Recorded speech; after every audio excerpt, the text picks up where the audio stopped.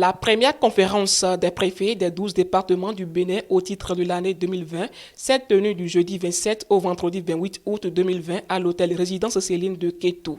L'objectif de cette conférence est d'apprécier le niveau de la mise en œuvre des actions allant dans le cadre de la politique nationale, de la décentralisation et de la déconcentration, ainsi de relever les difficultés qui handicapent la mise en œuvre de certaines actions afin d'envisager les solutions adéquates. En prélude, Madame le maire de la dite commune adresse ses mots de remerciement aux autorités présentes.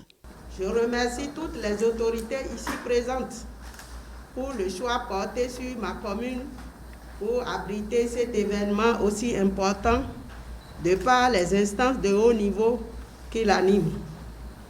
C'est le lieu de remercier le ministre de la décentralisation et de la gouvernance locale qui est épris d'un engagement patriotique de haut niveau dans la mise en œuvre efficace de la politique de l'État en matière de la décentralisation et de la déconcentration.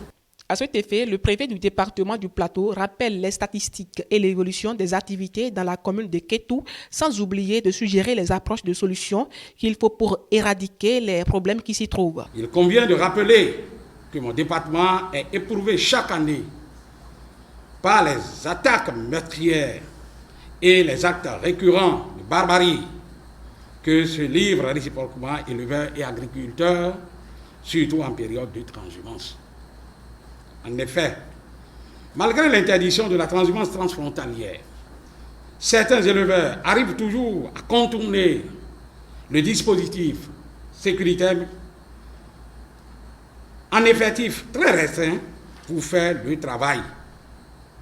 Il est utile de souligner qu'en dehors des violences habituelles enregistrées, certains de ces bourviers sans bétail s'adonnent à des activités criminelles comme les braquages et les enlèvements, créant ainsi une psychose générale au sein des populations.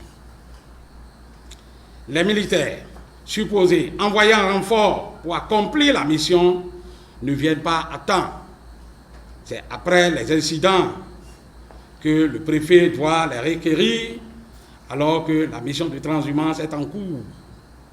Je voudrais suggérer que les détachements militaires restent sur le terrain durant toute la période de transhumance définie par arrêté interministériel. Cela permettra d'éviter ou de réduire les attaques et affrontements durant la période de transhumance. Le ministre de l'Intérieur et de la Sécurité publique rappelle les défis que les préfets doivent relever dans leurs communes respectives. Le préfet du département est un personnage clé sous l'autorité de qui la police républicaine est placée dans ses missions de sécurité et de maintien de l'ordre, ainsi que les unités concurrentes au secours dans leur mission de protection civile.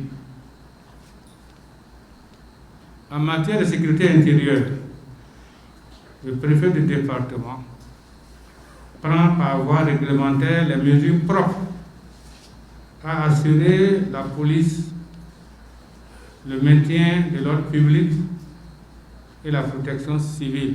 Le ministre de la décentralisation et de la gouvernance locale met l'accent sur les dispositions prises par le gouvernement pour la gestion efficace des administrations au Bénin. En cette solennelle occasion, je voudrais nous situer sur les objectifs qui lui sont assignés. En effet, elle nous permettra, entre autres, d'apprécier le niveau de mise en œuvre des actions entrant dans le cadre de la politique nationale de décentralisation et de déconcentration.